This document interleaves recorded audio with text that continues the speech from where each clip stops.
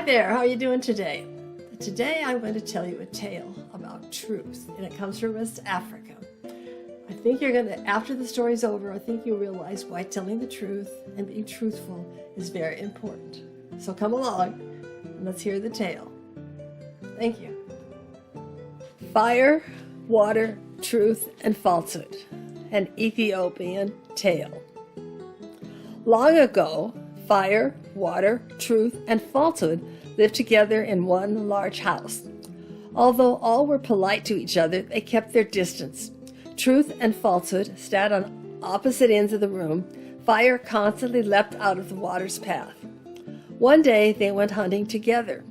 They found a large number of cattle and began driving them home to their village. "Let us share these cattle equally," said Truth as they traveled across the grasslands.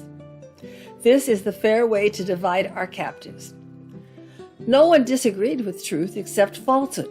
Falsehood wanted more than an equal share, but kept quiet about it for a moment. As the four hunters traveled back to the village, Falsehood went secretly to Water and whispered, "You are more powerful than fire. Destroy fire, and then there will be more cattle for each of us." Water overflowed fire, bubbling and steaming until fire was gone.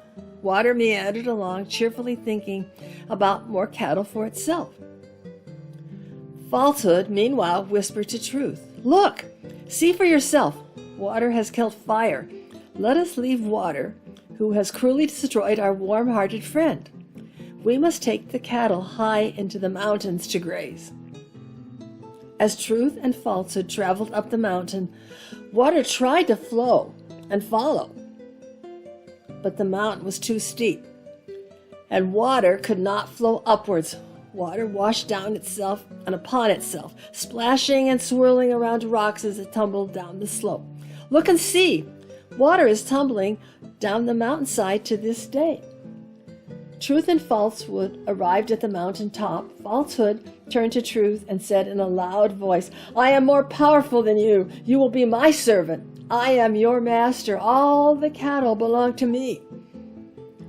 Truth rose up and spoke out, "I will not be your servant." They battled and battled. Finally, they brought the argument to the wind to decide who was master. Wind didn't know. Wind blew over the world to ask people whether truth or falsehood were more powerful. Some people said a single word of falsehood can completely destroy truth. Others insisted, like a small candle in the dark, truth can change every situation.